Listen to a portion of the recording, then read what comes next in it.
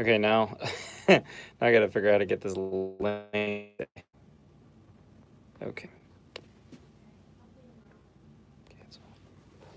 I can't, because it should be under my community tab.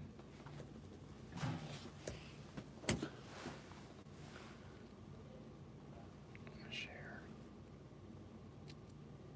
Sharing a public post. Copy link. Okay, how do I copy link? Now how do I?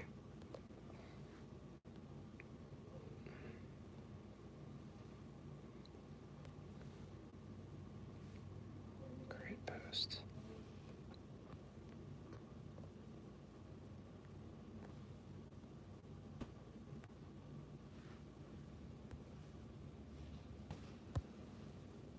Create post.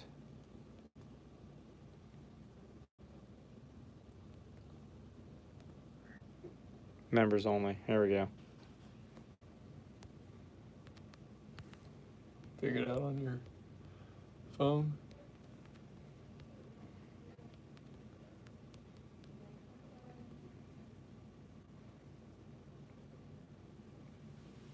Okay, now maybe I can go here and tell everybody in the community tab here.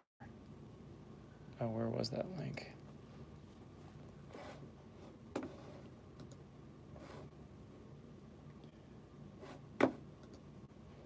I posted a link to it, but it's not working.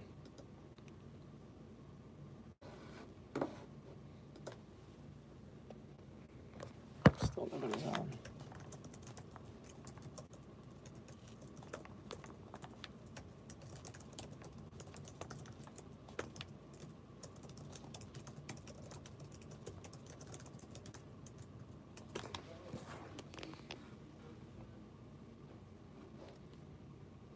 There's 5 people waiting.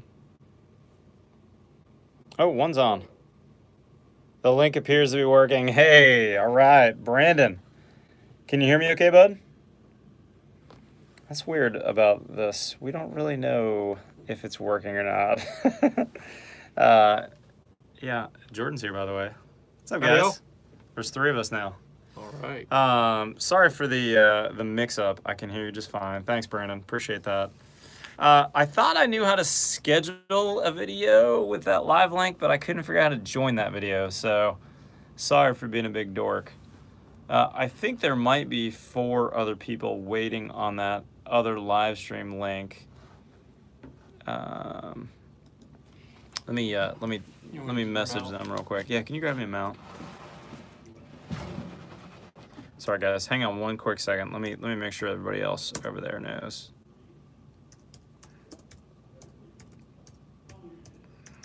Working out the kinks here. For a new link. Okay. All right. Good deal. Hey, we got several of you.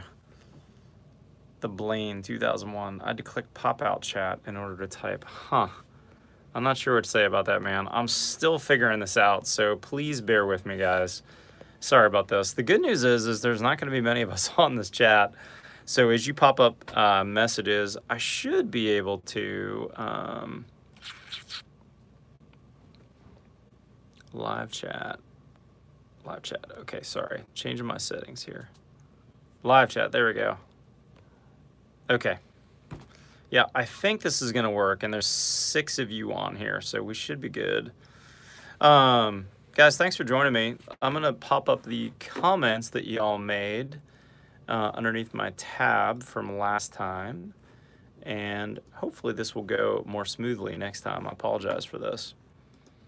Okay, we had a bunch of people comment and ask questions, and then I should be able to read the screen here on chat, so feel free to pop a comment on chat and we'll do it. But in general, give me some feedback. You guys hear me okay? Can you see me okay? I'm in our little edit studio here. I'll give you a quick tour. So Joey just had a baby this morning. Ah, you're awesome, Jordan. Thanks, dude. Appreciate that.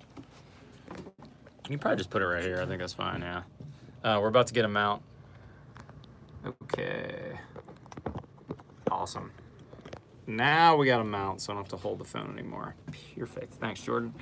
Appreciate it, dude. Quick tour. There goes Jordan out the door, by the way. Here's our edit studio. We got 2 computers here.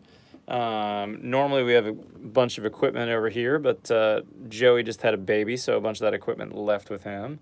I like the emoji thumbs up. That's hilarious. And then we got a bunch of equipment over here and cases and such, but fairly low budget. This is pretty much it for me in terms of production. Let me get this screen over here with those other comments from y'all from before, and then we can get into it. Sorry it's taking me 5 minutes to get into the meat here. And like I said, I should be able to keep up with comments fairly easily. We don't have a ton of us on the chat here, so let's start. I'm going to go ahead and on the community tab. I think it's kind of cool. There's this members only section, and it looks like we have, like, I don't know the exact total, but under 100 or so of y'all decided to join the Build Show channel. I appreciate you doing that. $5 is not inconsequential. I know that adds up, and so I appreciate you guys doing that. It's kind of interesting how YouTube's doing this. They just kind of rolled it out of the blue, and I saw a YouTuber that I know using it and thought, well, I should try that, and they gave me the option a couple days later. He must have been in the beta test. And I get 70% of the proceeds. Google takes 30% of the cut, of course. They make some money on it. But, oh yeah, thanks, Chris. Appreciate that, dude. Yeah, hopefully, we'll see. It looks like we've got 9 or 10 on maybe right now. Anyways, they came up with this option and they said, you know, come up with some dorky emojis, and I thought, well, this could be kind of fun. It's not certainly worth $5, but live chat with just y'all might work. You know, I did a couple of live chats. Gosh, I don't know if any of y'all were on those, but a few months ago I did some live chats. And as fun as they were, it was brutal because we had, like, you know, hundreds of people on, and people were posting all kinds of weird stuff, and clearly just wanted to get their name recognized, or I don't know what. I didn't enjoy the live chats with the general massive amount of people there. Thought it was going to actually be 1 hour later for some reason. Hello, Okono. Yeah, we're on Central. I'm on Central Time, so maybe that's what the problem was. Anyways, I think this will be good because there'll just be a select few of you.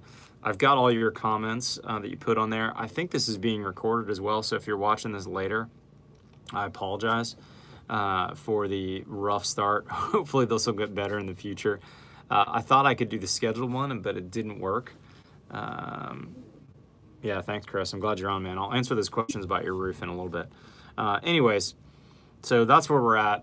I appreciate you guys joining me. Let me get to some of those questions, and we will take it from there. So first, since Chris, you were so good at posting comments, let me go ahead and look at yours, man. So Chris and I talked on the pre-chat, which is kind of a cool feature. Hopefully we're going to make that work.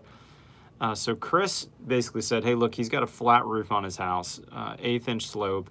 He's planning on using tapered Hunter panels, which is basically a tapered polyiso panel meant for flat roofs. That sometimes flat roofs are actually framed flat, and then you put tapered insulation down to get the slope that you need going on the roof. And so Chris was asking me, you know, how much R value do I need to prevent condensation on my roof? It's a great question. And, you know, I don't know the exact answer for your climate zone, but you can find that exact answer typically in the code books, which are going to tell you how much outsolation you need, or exterior insulation, for your specific climate zone. But Chris is going from an R24 to like an R75 at the top of the taper. You must have a pretty big roof. But that is going, R24 is going to be plenty. Typically, even in the coldest climate zones, you don't need more than R12. 35 foot long, that is a big roof. So as long as you're typically above R12, you're going to be able to prevent any condensation from happening. And of course, you've got huge benefits by eliminating all the thermal bridging and putting that insulation on top of your roof. I try and do that wherever I can. I think it makes a huge difference in efficiency. But if you're doing that, Chris, one thing you need to deal with now is your fascia, or basically where your rafters are sitting on top of your top plate. Because now let's say if you've got 2x10 rafters, you get that 9¼ inch space that needs to be insulated. Whereas before there was venting going on and probably some bat insulation or something in there. And you not only do you need to insulate, you need to really make sure that we stop the airflow from getting up there. So I'd recommend taking off whatever fascia you've got. If you've got soffit, take that off. Actually, if you have big overhangs, you could just take off the soffit and not worry about the fascia. But the easiest thing to do is probably going to be fiberglass bats, yeah. The easiest thing to do, Chris, is probably going to be to cut rigid insulation, fit it in between those panels, stuff it in there, and that'll make a huge difference in the efficiency. But it's also going to be able to be spray foamed. So cut those about a 1/2 inch short, so you've got at least a 1/4 inch on all sides, maybe even as much as 3/8 or so on all sides. And then spray foam those squares or rectangles, or whatever they may be, in place. And now you're going to cut off the airflow, and you're going to make a big difference. In future chats, hopefully I'll have this working on my desktop so I can actually show you guys pictures. And I actually am thinking that I would like to maybe do some presentations that I've given in the past, because a lot of times I'll give presentations to builders, architects, remodelers at conferences or shows. This live chat would be a great place to do that. I could do a 30-minute presentation. Chris was looking at the small spray foam tanks to make sure they're perfectly sealed. Possibly one tank would do it. I don't know that one tank's going to do it, man. That's why I'd probably go ahead and do the squares, Chris. You cut and fit those squares, and then you just use a can foam. It's going to be really cheap. It's going to do everything you need, and you could avoid that. Hello, Okono presentations would be nice. I think that would be nice. Let me work on that. I think if you're just joining me, Joey, who's my kind of tech guy and my camera guy, had a baby this morning. His wife, Kim, just had a 6-pound, 8-ounce girl by C-section at 7 a.m. this morning. And he's usually my tech guy, so when I got on the live stream, I was assuming I just clicked a button and I was good to go, but not so much. Unfortunately, there's 2 of you still waiting over there on that members only live stream. Let me make a quick note. Go to my tab to see the new link.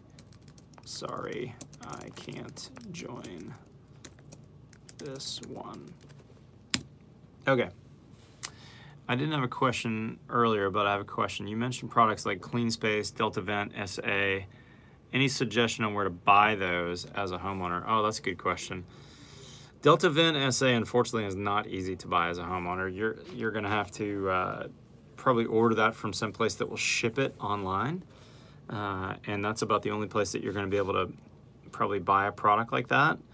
CleanSpace has a great website, and I think actually more than one website will sell that to you. So if you're thinking about using CleanSpace for a conditioned crawl space, you can find that online, and it's relatively easy to buy.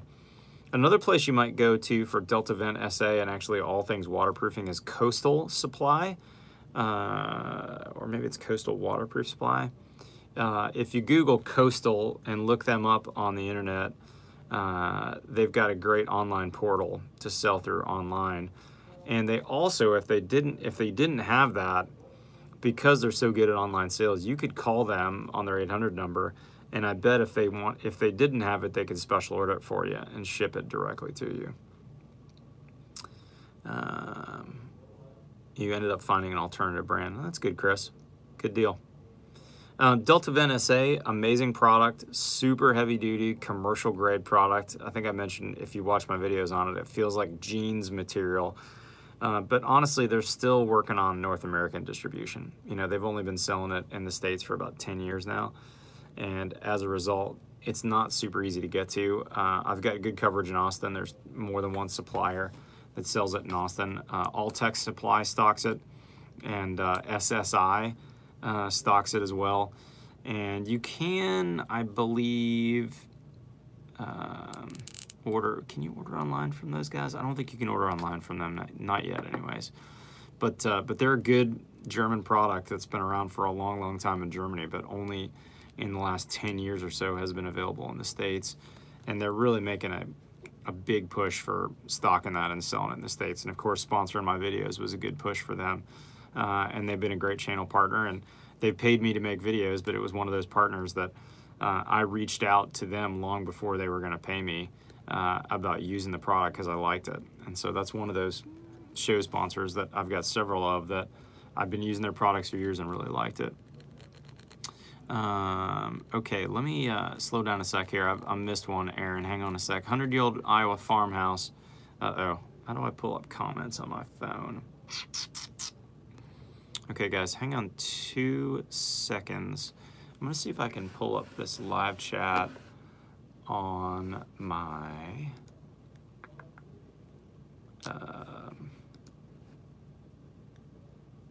oh, this is weird. I'm watching myself online here. This is weird. Okay, I turned my sound off, but hopefully I can... Ah, much better, yes. I can look at comments now. Pop out chat. There we go. Sweet. Okay, guys, much better here. Okay, here we go. Now I can look at comments. My eyes are going to be flitting around here a little bit, so hopefully this won't wake you out. Okay, Chris Anderson, will you ever give reviews, one product of brands that might be considered competitors to your sponsors? Chris, if you've got something you want me to talk about here, I'm perfectly willing and able to talk about whatever here. That's kind of the beauty of this, is you can get my unvarnished view of everything. In general, I don't publish a lot of negative reviews on my videos. I like to stay positive about things for many reasons, including I've actually been served with papers from some company corporate attorneys before saying that I was disparaging their products. So I'm a little reticent to say bad things sometimes on YouTube videos, but when this is a members only, knowing the general public can't watch this, I'm much more open to saying I like it, I don't like it, or I like it, but here's the 3 caveats about it. And I try to be honest about that in my videos. So don't think that my videos are just sales pitches. They're not. I don't take on suppliers or sponsors that I don't believe in. You're not going to see me repping vinyl siding or a product that I wouldn't actually use in one of my builds, because I'm both a builder and a YouTuber, so I have to do that. Okay, so let's see. Where did I leave off on the questions? That was Chris Anderson. Chris, if you're listening, anything you want me to review, man, let me know. Or if you want me to comment on a particular product, I'd be glad to give you the good or the bad. Aaron Pierce, 100-year-old Iowa farmhouse. Furnace ducts all run on the insulated outside wall studs, so major heat loss. Any HVAC recommendations for when we do a complete remodel? Aaron, I would look into a full mini split system. I'm going to be designing a house for my family in the next couple months, hopefully building it in 2019. And yeah, the Blaine, totally. Mitsubishi Hyperheat, they're amazing products. Besides Mitsubishi, you might also look into Daikin and Fujitsu. I personally would stay away from LG. I've had some bad anecdotal experience with them. But Mitsubishi, great product. Make sure you get a good Mitsubishi installer though. They are a technical install. But man, for not a lot of money, you could outfit that farmhouse with mini split heads in all those rooms. And they provide full 100% heat down to like -5 outside. So this is not your father's or grandfather's heat pump. The other thing about them too is they're incredibly efficient. Much more efficient than standard gas units. And they pump out hot air today compared to 20 years ago when people thought about heat pumps. They assumed that putting their hand up to the register was going to yield cold air because the air coming out was 90 degrees, let's say, out of a heat pump in the wintertime. Not true anymore. Those things are pumping out air above 110. So when you put your hand up to that mini split, you're actually going to feel hot. All right, Aaron, hopefully that helped you. Yes, reading from the phone is hard, Chris. That's why I've got my computer open here and I'm talking to my phone. But like I said, hopefully by the time we do this again in 2 weeks, we'll have some of these technical glitches fixed. Thanks for bearing with me on my very first one here. Okay, so ducts that don't run on the outside walls. You know, it's a good question, Corey, and it's probably one that deserves a bigger answer than this, but mini splits are a great way to go. If you don't like those, I would do a forced air system. And again, heat pumps are fantastic. I wouldn't necessarily spend the big bucks on a Mitsubishi forced air system though. Their units are fairly pricey, and I don't know that it's necessary for you if you're not doing mini split heads. So you might look at the more efficient units from Carrier, from Trane, from American Standard, which is who I use often, and look at their heat pump units. And if you're in Iowa, that's a great option. You could also go with a 90% plus efficient furnace, which for the money is still hard to beat these days, and they're incredibly reliable. Okay, so David Gunn, lots of products for many applications. Is there a question there, David? I'm not sure what you mean, bud. Post another comment there. What brand? Any recommendation for a local installer? Aaron, I don't know what to tell you about brands, man. Or I'm sorry, about local installers. When it comes to brands, I've always really liked American Standard. They do really, really well in the consumer reports rating, and I've personally had really success with them. Trane is their sister company. They merged a couple of years ago, so they're pretty much the same thing. You might look into this other user who's commenting on here, the Blaine 2001. Sounds like he might be a Mitsubishi dealer or installer. If that's true, Blaine, throw your contact info up here. There's only 12 people or 100 people or so who can have the access to this video, so this is pretty low in terms of how many people are on here. Okay, Chris Anderson, reference for us then the alternative to Delta Vent SA I was able to go with was Henry Blueskin VP100 and their Beautiful Flash stuff for the window flashing. I went with Grace Five Corners as well. Chris, I've not used a lot of Henry Blueskin, but I've heard generally good things about it. Is that VP100 the real thick commercial version? If it is, that's probably a pretty good one. And Beautiful Flash is fantastic. Be sure though to use their tapes that are acrylic based on top of that Beautiful Flashing, because the Beautiful Flashes don't stick super well to the self-adhering vapor permeable house wraps. And so you want to basically double stick them with the tape, which you've probably seen in some of my videos. Yeah, I did that on my Delta Vent SA videos. So basically you could use that system with Henry Blueskin, but do it the same install method like I did with Delta Vent SA, and I think you're going to be pretty darn comparable. Although I have not spent a ton of time looking at Henry Blueskin, my general feeling about it is that it's a good product. Have you ever used stainless or fiberglass rebar? Thoughts on them? Hello, Okono. Oh man, I have not. I've looked into it, and I think it would be fantastic. My guess is the cost is going to probably blow your mind though on that, and it's not going to be worth the benefit. I think the only benefit is if you were in an area that you were worried about fiberglass. About steel having some rust issues. Maybe a coastal region, something that was going to have salt water up against it, or salt, maybe getting into the concrete. Yeah, thanks, David. David Gunn says that he's used epoxy-coated rebar, and the cost was big time, I can imagine. I don't know that it's worth it unless you're coastal, let's put it that way. And even if you're coastal, which I don't build, I don't have a lot of first-hand input on it, I'm not sure that you wouldn't have a 200 or 300 year piece of rebar lasting in concrete, even along the coast. David, are you a coastal builder? Can you comment on that on the comments in here?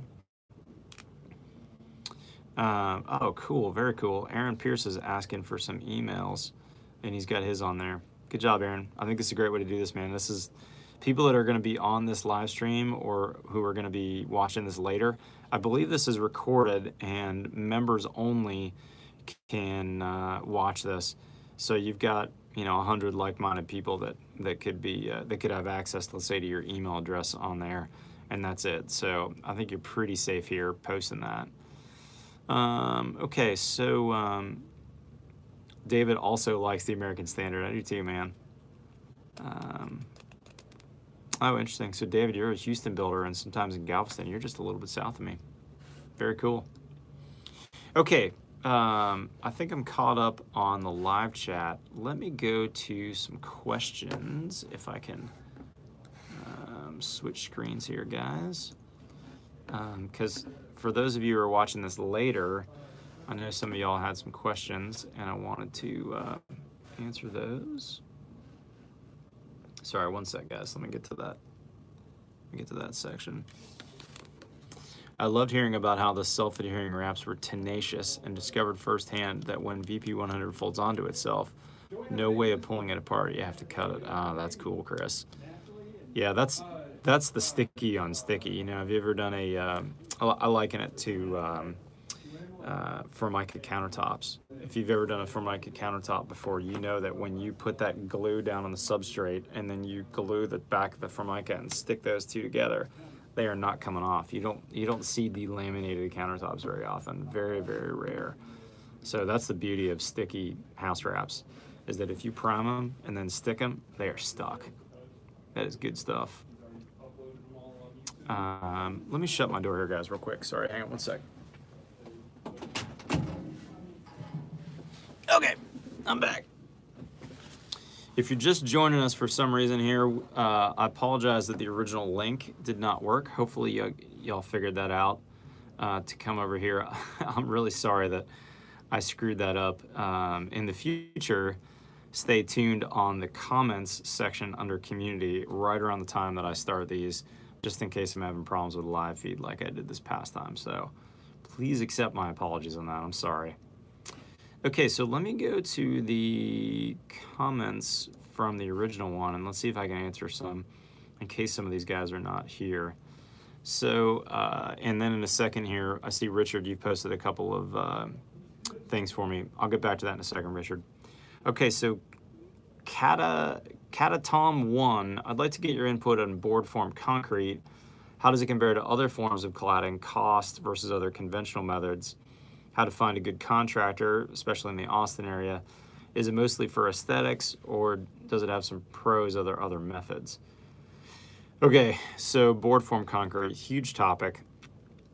A lot to say on this. I'll try and keep it brief, but 99 times out of 100, the board form concrete that you're seeing on my jobs is totally for aesthetics and not for any particular structural reason, or certainly not for an insulation value. So I did a house a couple years ago with Alter Studios Architects that had a ton of board form concrete.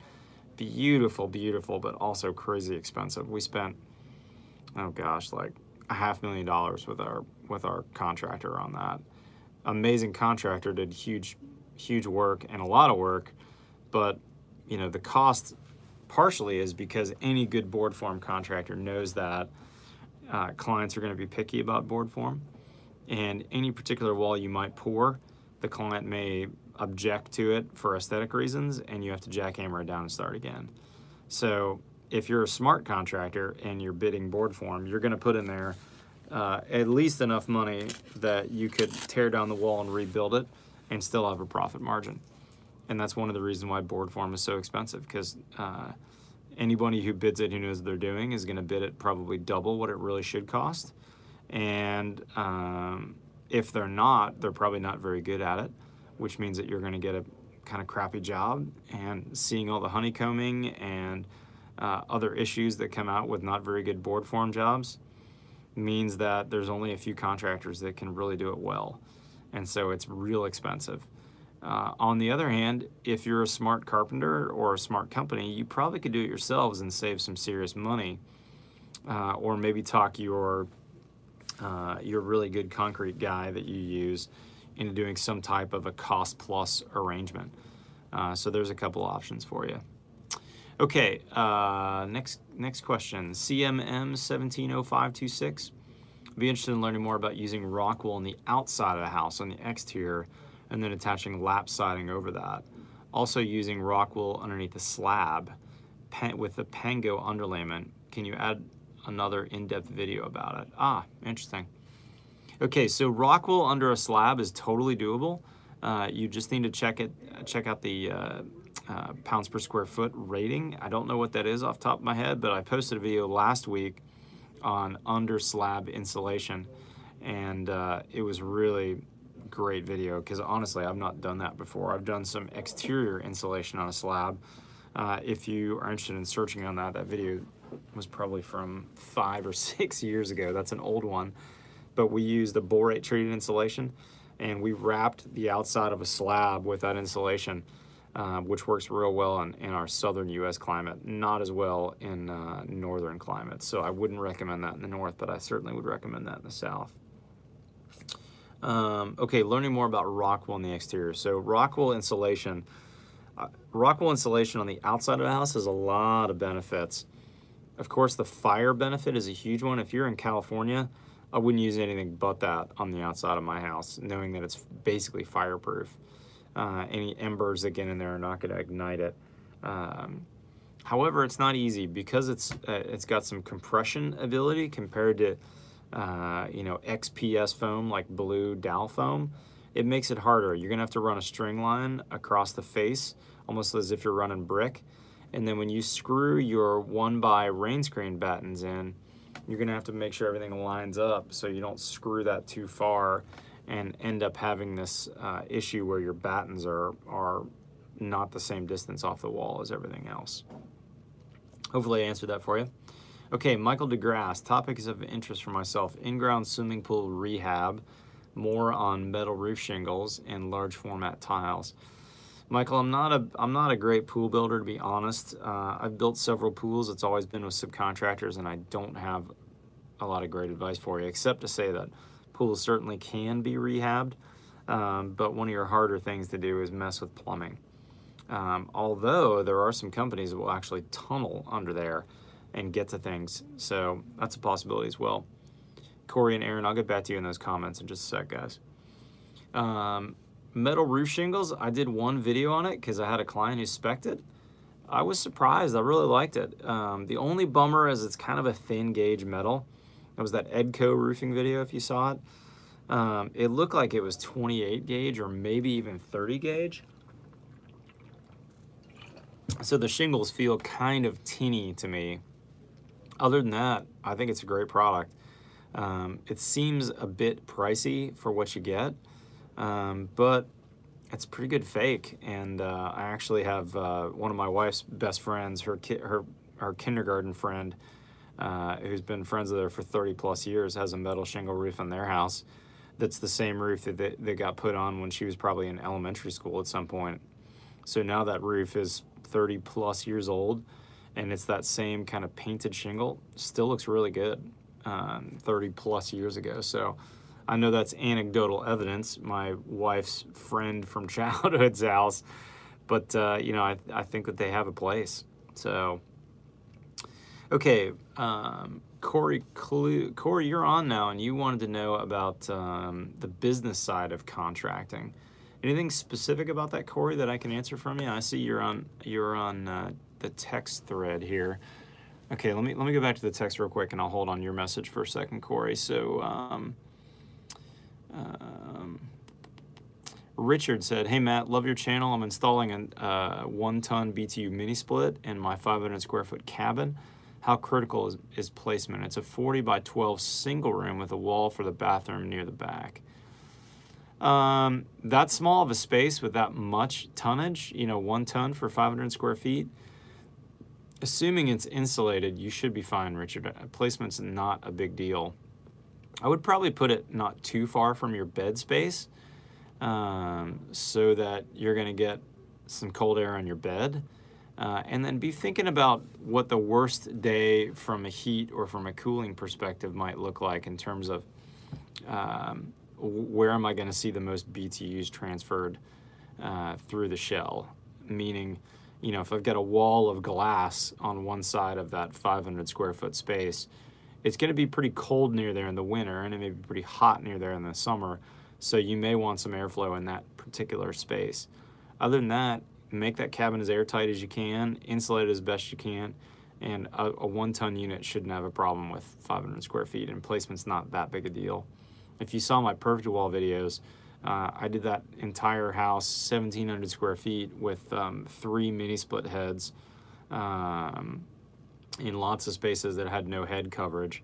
and generally speaking, very, very comfortable. Now we've got, of course, we've got good insulation, but standard windows, you know, R3 windows, but good insulation on the rest. And we also put some ceiling fans in to move some air around, which helped. However, the new owner is adding a new mini split head. It just happened a week or two ago. They're adding it to the bathroom. It used to be a single man that owned the house, and now a single woman owns the house. So she wanted a mini split head in her bathroom, which I don't blame her. So yeah, I think you can put it anywhere.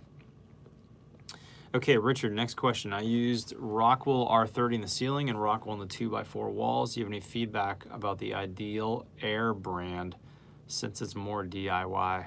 Richard, I don't know that brand, man. What is that? Ideal Air? What is that? Is that a HVAC company? I don't know that. Give me some feedback on the comments. Okay, hey, the Blaine 2001. Hey all, I'm not in the construction business, but my business does work with granite. If anyone ever has questions about cutting, polishing granite, let me know. Ooh, very cool, man. You know, it'd be really fun to do kind of an interesting video about how that process works. I've been wanting to change out the countertops in my house. I put concrete countertops in, and since week one, my wife has hated them, and now they're 10 years old, and she really hates them. But it would be really fun to do it myself. In fact, I've had a couple of conversations with the guys at Paperstone about doing a video on Paperstone. I've always liked it. I've wondered how it's going to hold up, though, which is my concern. Is it going to show water spots? Is it going to be a bear? But I love the idea that Paperstone can be worked by woodworking tools. Okay, Corey Cluse. We've used Rockwool extensively in Canada on the exterior with amazing results. Yeah, agreed. I've only done it at one house, but it had good results. Wider battens help. That's smart. I hadn't thought about that. Instead of a 1x4, you could do a 1x6 batten, or maybe even a 1x8, so that you're spreading out the force over that Rockwool bat. Maybe it's easier to keep it in place compared to, let's say, a 1x2 that you're really pressing on that bat. Very smart, Corey. Good tip. I hadn't thought about that. Okay, thoughts installing steel roof directly to the original spaced 1x6s. One of the installers I spoke with insisted on installing OSB over it after doing a tear-off. Ooh, good question. Originally spaced 1x6s. Yeah, I don't think I would do that, man. As tinny as that steel shingle is, if you're talking about steel shingles, that is, I don't think I would do it over a spaced 1x6. It's just not stout enough. A spaced 1x6 probably had a wood roof on it originally, at least if it's in Austin. So I'm not sure I would do it. Oh, I'm reading down later. There are 5 layers on your roof. The original cedar plus 4 layers of asphalt. Man, I'd rip all those layers off. That's too much, Aaron.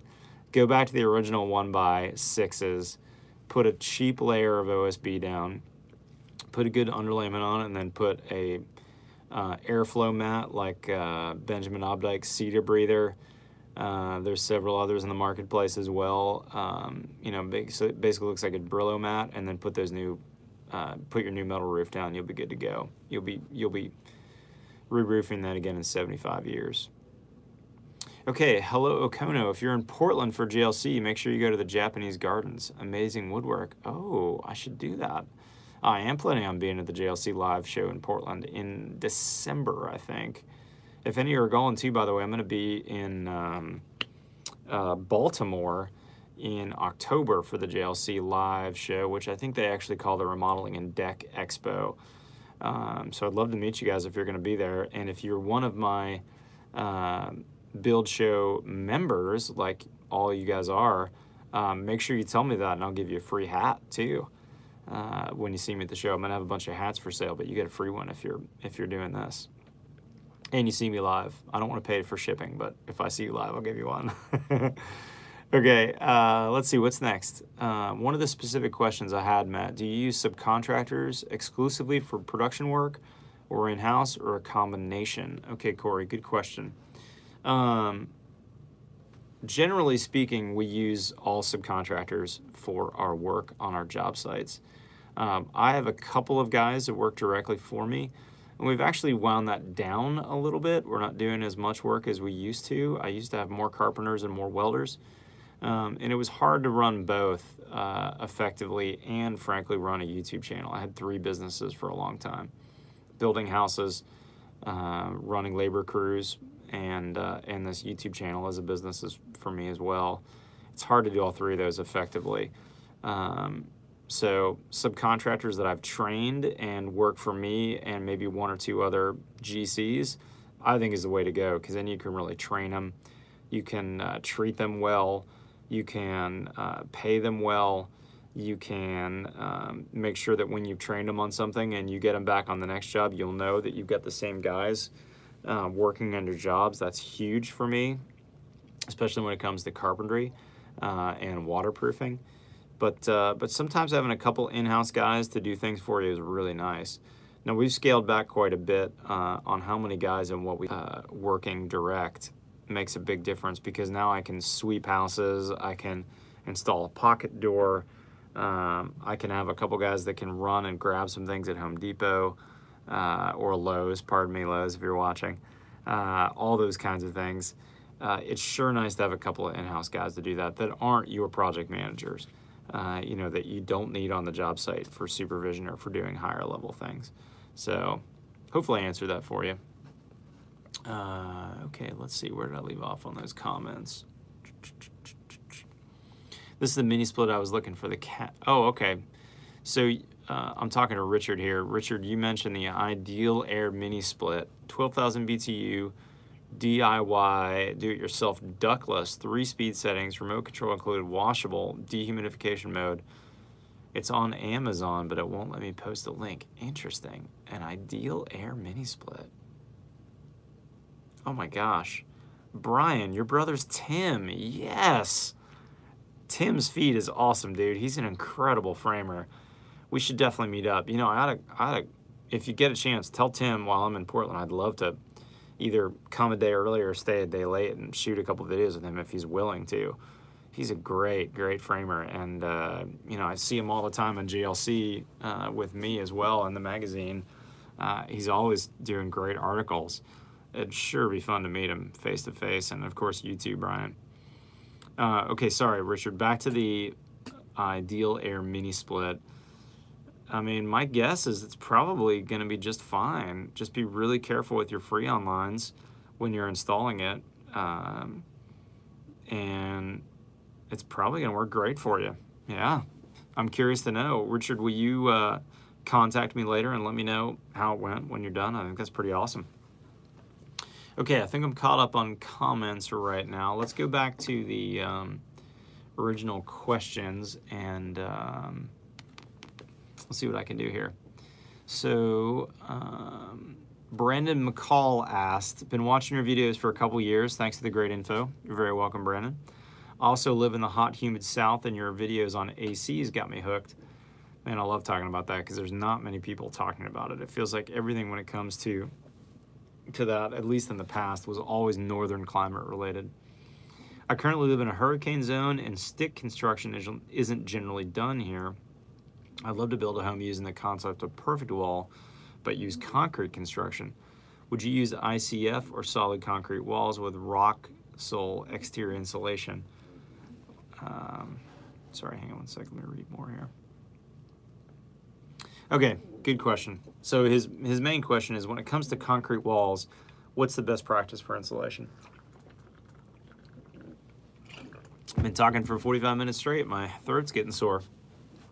Brandon, you could totally do a perfect wall concept with concrete on the inside and insulation on the outside. In fact, it would work really, really well in the hot and humid South, because that concrete is a huge thermal mass, and once you cooled that down, it's going to want to stay cool. So, for instance, you could put a Stowe EIFS on the outside of that. Are you familiar with that? It got a hugely terrible reputation in the 90s because people were putting it on wood framing, and they were doing a bad job of it. But an EIFS system with concrete would work really, really well. And it would be a really easy way to put a stucco finish on the outside of that. So I would highly recommend that as a system to look into, Brandon. Roxel on the outside, I wouldn't use it. I don't know that it's necessary. I mean, the fireproof benefit, what does that give you when you're already talking about a concrete wall? I think you're better off using something like 2-inch XPS sheets on the outside of that. And if you're really in the South, you wouldn't need a lot of insulation on the outside of that. ICF is a great way to go, of course, but frankly, it's hard to waterproof it. But you might end up being a little less expensive. So you might check out the guys in San Marcos, which is Baltex. They have a great ICF system that I've used before, and they're local, so that's a good thing. Okay, I'm seeing that we got a bunch of comments here that I missed. Let me go back to comments here real quick. Hopefully you guys don't mind me jumping around a little bit here.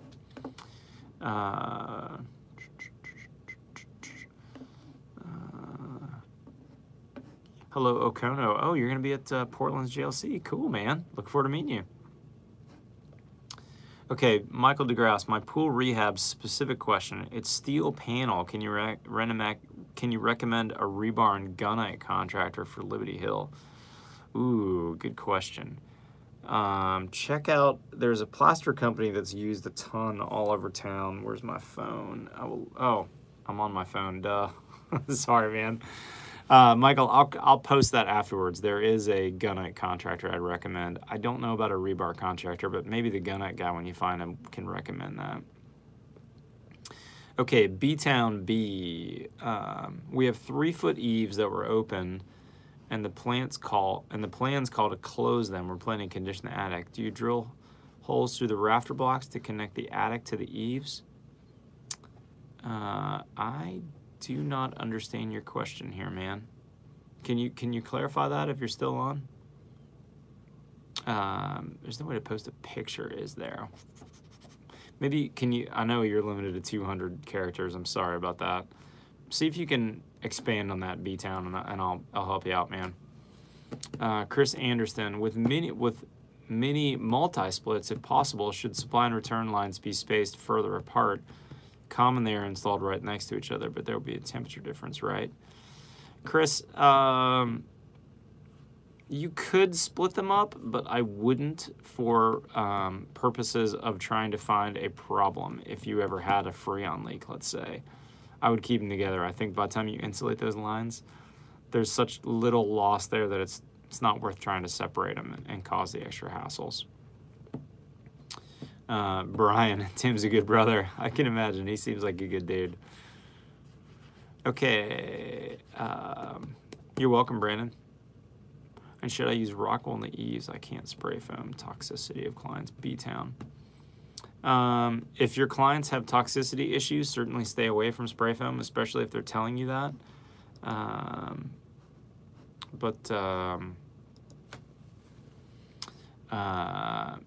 But you're going to have to worry about airflow up there as well. So you might consider, for instance, taking your bird blocks out, if I'm understanding your question correctly. Take your bird blocks out, put in rigid foam, and then use caulking to put that in place on all sides. Put your bird blocks in place again, and then use a fluid applied weather barrier on the outside to make sure everything's nice and airtight. That could be a good way to get through that. That's pretty funny. Let's see if I can, oh look, I can comment to a specific person. Hang on one sec, guys, sorry, I'm making a quick comment.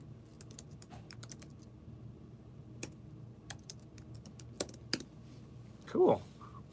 Okay, back to the questions. Hello, Okono. Oh no, I'm sorry, Northern Built.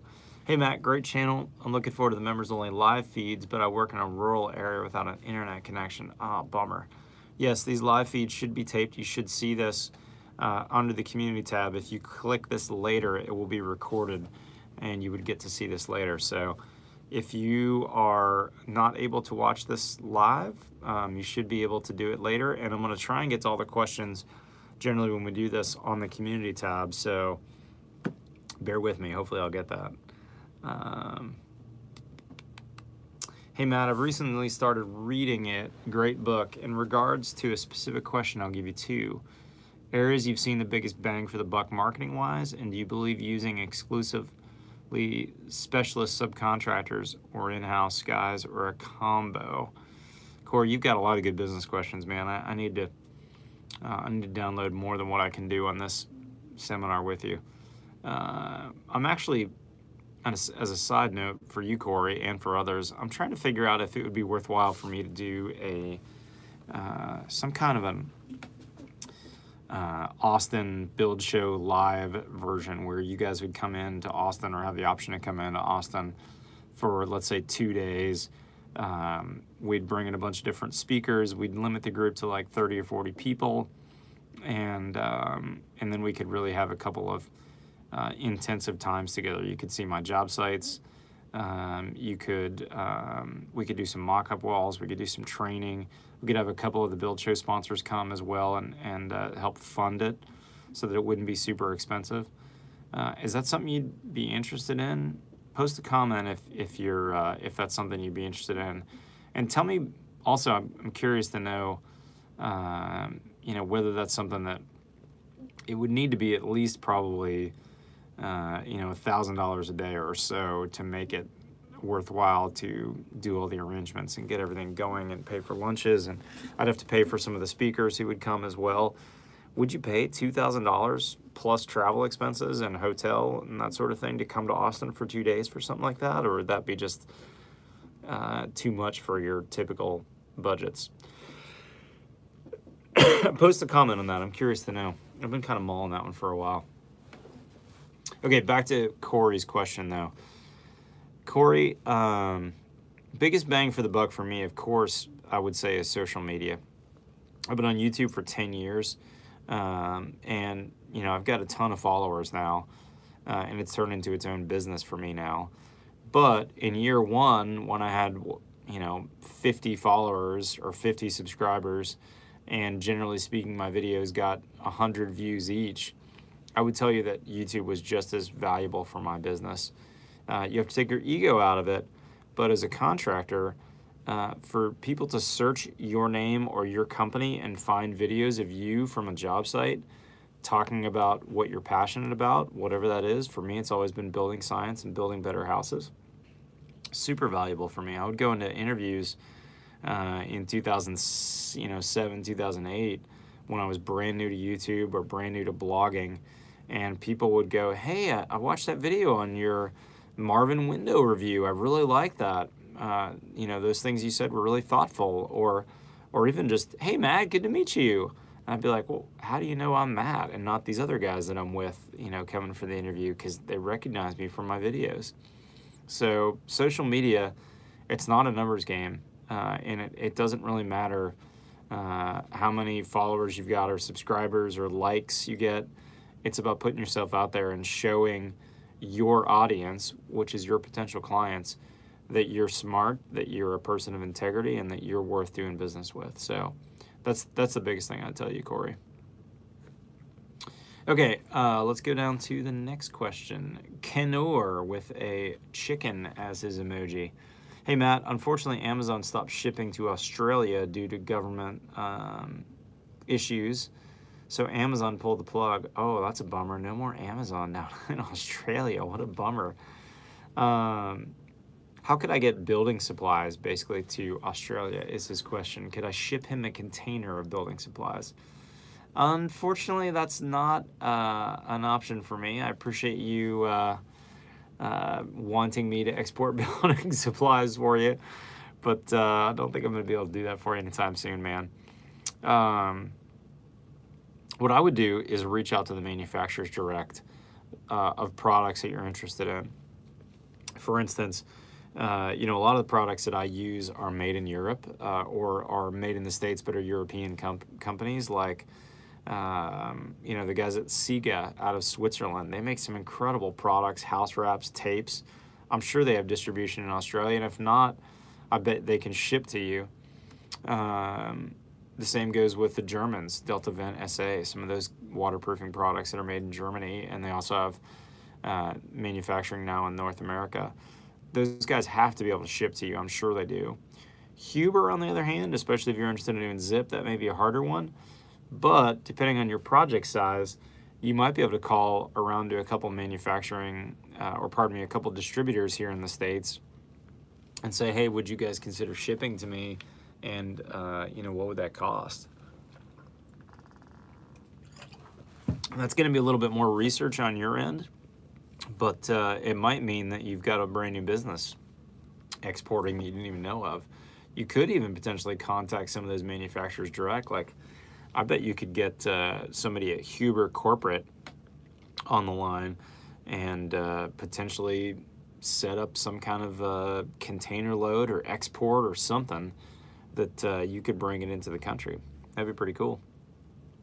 Okay, I'm going to come back to comments in a second. Let me finish these. Let me get through all these because I know that some of these people are going to be watching. John Eddie, I'm in Nebraska and going to be building a pole building with permacolumn and 6-inch concrete.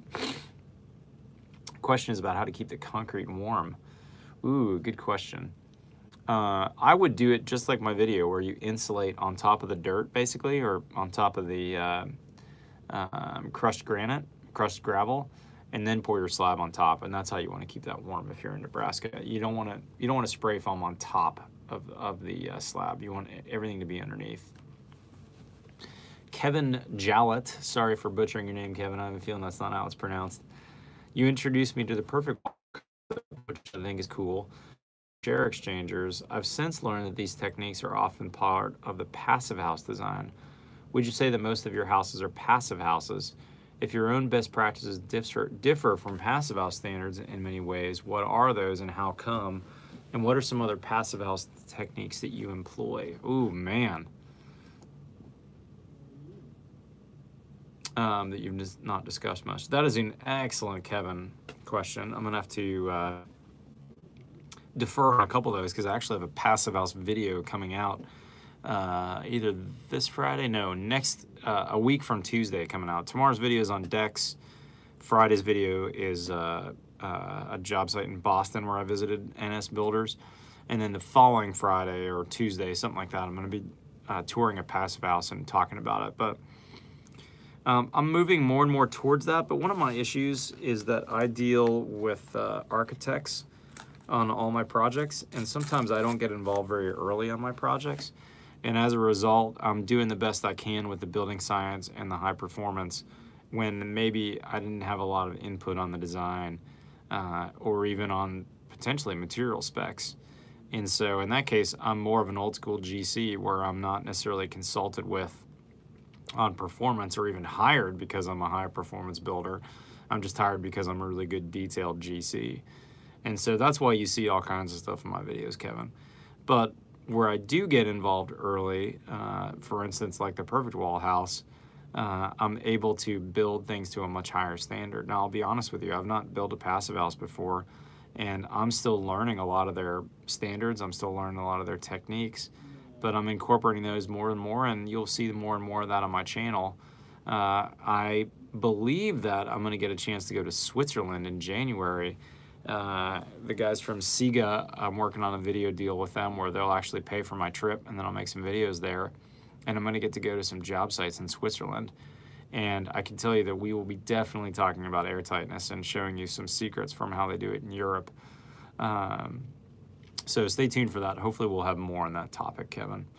And Kevin, you wanted to talk about wildfires and fire-resistant houses. That is a great question. And I would say that if you're thinking about outsolation and fire, this is the time when you want to be thinking about how you could basically wrap your house in an entire blanket of Rockwool comfort board. That's their 2x4 panels of exterior Rockwool. Totally fire resistant. Would mean that on the inside of the house you're going to have to be totally airtight. You won't have a vented attic. You won't have a vented anything. So you're going to have to really make sure the building's really airtight. But that would make an incredibly fire-safe house. And then at that point, then you're going to have to work on fire-safe claddings, things like, James Hardie on the outside that's cement-based, or a rock exterior, roofs that are metal or that are clay tile or cement tile. Very, very doable. And then, of course, you're going to want to opt potentially for certainly aluminum clad windows, maybe even a true aluminum window that's all aluminum, to make sure that no embers are going to spark up on that as well. But I think that'd be a really good video series, Kevin. Let me work on that in the future, and hopefully I'll talk some more about that. Okay, Northern Built. For some reason, I'm unable to answer your questions in my previous post. Okay, I'm not quite sure what you're asking here, Randy. What is this? Sorry, man. Okay, I'm gonna skip that. I'm not sure what you're asking. I'll come back to that, Randy. David Gunn. Also, an interesting topic might be behind-the-scenes insight into the build show. How do you balance the construction business along with the time it takes to produce your content? What's involved with producing your content? Oh, that's a good question. I'll answer that one now. So Build Productions is basically 3 people. Joey Puderbaugh, who you may be following on Instagram. He's having a baby today, so he's not able to help me out with the tech today. But Joey does all the video shooting, all the editing. He's an incredible one-man band, and he's kind of what's happening behind the scenes. If you've seen Jordan Smith on his channel as well, Jordan is starting to do more of my kind of executive duties at Build Productions. He's going out to manufacturers and saying, hey, I think this would make an interesting video. Would you consider sponsoring this? Would you give us some free product, or would you pay for this video? And then I probably spend somewhere between 30 and 50% of my time on Build Productions, and the other 50 to 70% of my time working on the construction side of my business.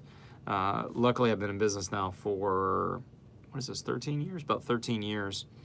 So I've got I've got an amazing group of project managers and some higher level folks that run that business most of the time and do most everything. I still get some input. I still get out to job sites, but I'm not regularly meeting with clients. I'm not involved with every project start to finish. That's one of the beauties of having a bigger company, is that I can, I'm not necessary on the day-to-day function as much. I get to work on the business rather than in the business. But it also is a bummer sometimes. As we've gotten larger, I've lost track of being able to follow every job every day. You know, we have 5 project managers and 2 assistants, and they run 1 to 2 jobs each. So, you know, we typically have like 7 to 10 projects going on. I just can't be at every job site every day. Whereas not that long ago, you know, we had maybe 2 or 3 projects going. I could be at every job site every day and know exactly what was going on.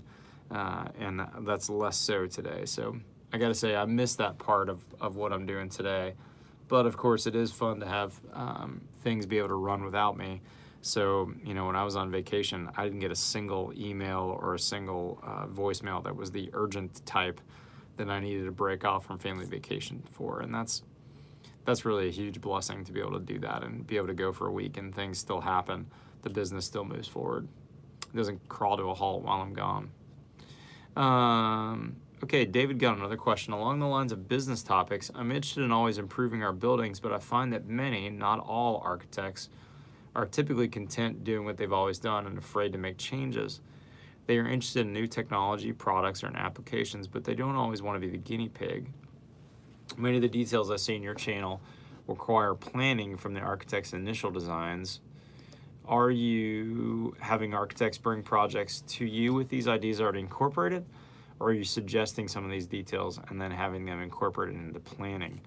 Much of it is education of both the architect and client, but ultimately you've got to find the architects and owners that see the value in a better built product. I mean, that's a huge topic and an incredible topic, David.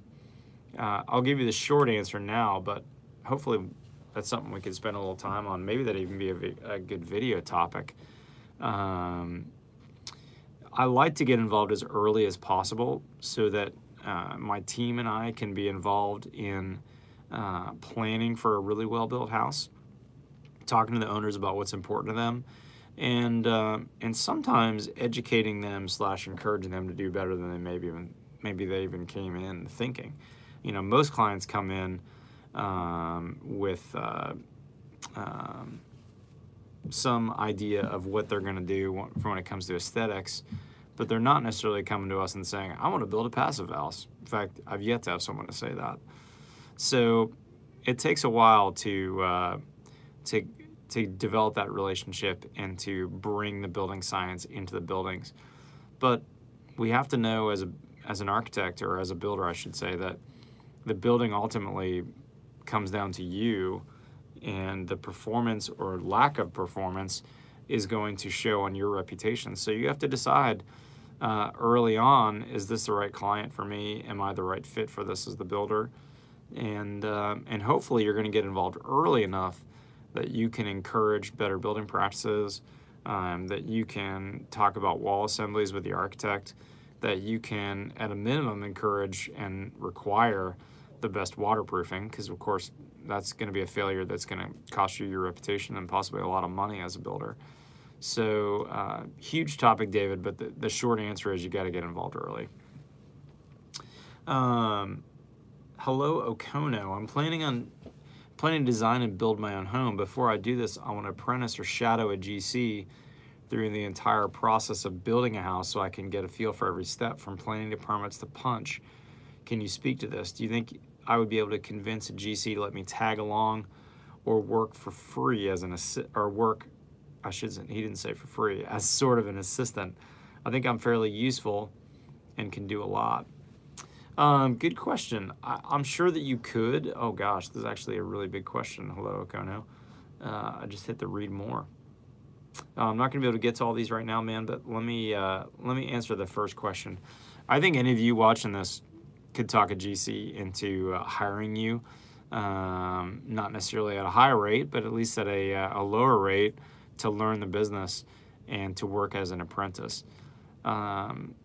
As a side note, I'm working on a video series on how to build a house the Matt Reisinger way, and where I would actually film start to finish everything to do with building a house, from planning. We're not going to spend a ton of time on permits, but from planning all the way through move-in and all the steps that happen, whether it's mundane or whether it's building science related or high performance related. And that would be a video series that would really speak to that, I think. Kind of like, what would it be like to build a house if you were next to me the whole time? And I think that's got some tremendous value out there, because, you know, it is the American dream to build a house. And so stay tuned for that. Hopefully we're going to do that. Okay, let me go back to comments, because I got everybody on the community tab. If you're just tuning in, remember, I'm going to be posting on the community tab at least a week out a link. Hopefully that will work next time and not be wrong. But post comments on there that I can think about ahead of time, and then I'm going to try and answer those on this video. And of course, I'm trying to scroll back and forth on the live comments as well. Okay, so let me go back to that as well. So B-Town, so if I understand you about the bird blocks and the eaves, do you want airflow from the eaves into the attic, or do you want to stop airflow between the attic and the eaves? Okay, so if we're insulating our roofs, remember, we don't want any airflow in there. We're going to have a conditioned attic space. We want zero airflow through there. So if you're going to insulate on top of the roof, underneath that needs to be non-vented, insulated, and air sealed. Okay, let's see. What do you recommend to finish the bottom of exterior insulation and protect against critters and insects from crawling up and making homes in the rain screen space? Well, there's two ways you can do that, B-Town. The easy way is to wrap a bug screen from the shear wall, wrap it underneath your insulation and all the way into the into that space. You could also get a rigid flashing, and that's your better bet. That's kind of U-shaped to cap underneath that. A couple of pinholes in it just to let any water that maybe is incidental that gets in there from getting out or to get out, but that's going to prevent the big bugs from getting in there, and that's probably what I would do. Okay, David Gunn, no skimping on waterproof. Amen, brother. Water will get you into trouble bigger and faster than anything else. Trenton, I'm not sure what I said, but thanks for the laughing out loud. B-Town, I love that idea, Reisinger house to build. That's kind of my plan. You know, I've honestly never built a house for my family. I'm going on 46 years old, and I've been a builder professionally since I was 22. and yet I've never built a house for my family. So that's my hope, is that we're going to get a video series. Some of it will be on YouTube. Some of it will probably be available on another format. But I want to show you kind of the process. It's going to be a little different than what Essential Craftsman does. You know, I love him. He's an awesome channel. In fact, I actually just ordered his t-shirt from his channel. Amazing builder, a super wise old guy. But I'm not the guy who's out there every day building. I am the organizer. I'm the builder who's a professional and is a businessman as well as a builder, as well as a building scientist. So I don't know how to form footings. I don't know how to cut rebar. I love this channel because I love watching that stuff, but that's not my thing. I'm a woodworker on the weekends, but I don't know how to do all those things, and you're not going to see me doing those on my channel. So it'll be different than that. It'll be more of a from the perspective of how to GC your own house rather than how to build hands-on your own house. And there'll be a few stages that I'll do myself. I'll do some of the finished carpentry myself. But for the most part, just like my build show, you see me working with professional craftsmen who are good at their trade, and I'm the one who organizes that, specifies that. I'm like the orchestra conductor. I can't play the flute or the oboe or the piano, but I know how to orchestrate those, and that's my role as a general contractor, is orchestrating those so that the final product will sound good. Okay, what else? At what ACH 50 do you think an ERV or HRV is necessary for IAQ? Oh, that's a good question, Brian. In Portland, Oregon, where it's not necessarily super humid, an ERV at a house below 1 ACH 50 is pretty important. Uh-oh, my wife's texting me. Shoot, I'm gonna have to wrap this up. I didn't realize that I've been going for an hour and 15 minutes already, almost, guys. Guys, I'm going to wrap this up, but thank you so much for supporting me. I really, really appreciate you joining the Build channel, joining the Build Show as a Build Show member. I think we've got a small group of us here. Post a comment. Let me know if this was helpful for you, or if this was kind of not all that helpful. I think it's kind of a cool format because I can I love the emojis, the Blaine. Thanks, Paul James. Because I can be really 100% honest. I'm not worried about a manufacturer suing me or an attorney sending me a letter next week, which has happened on more than one occasion. So if this is helpful, sounds like it is, we're going to keep doing this. Every 2 weeks or so, I'll do a live feed. I might go back and do a live feed for the greater group and just see if the greater group, you know, the 200,000 or so subscribers wants to get in on that. I'd need Joey here at the desk next to me so he can moderate comments for me. But if I did that, what I might do is say, okay, we're going to go from 2 to 3 with the greater group and then 3 to 4 with just y'all. On the other hand, my throat's getting really raw after 75 minutes of talking, so we'll see. Anyways, guys, signing off for now. Thank you for being a supporter of the channel. Stay tuned for tomorrow's video, 6 tips on how to build a better deck. I will publish that no later than 8 a.m., so stay tuned, and really thanks for your support. Follow me on Twitter and Instagram. Otherwise, we'll see you next time on The Build Show. Live-ish. You're probably watching this later, so it's really not live.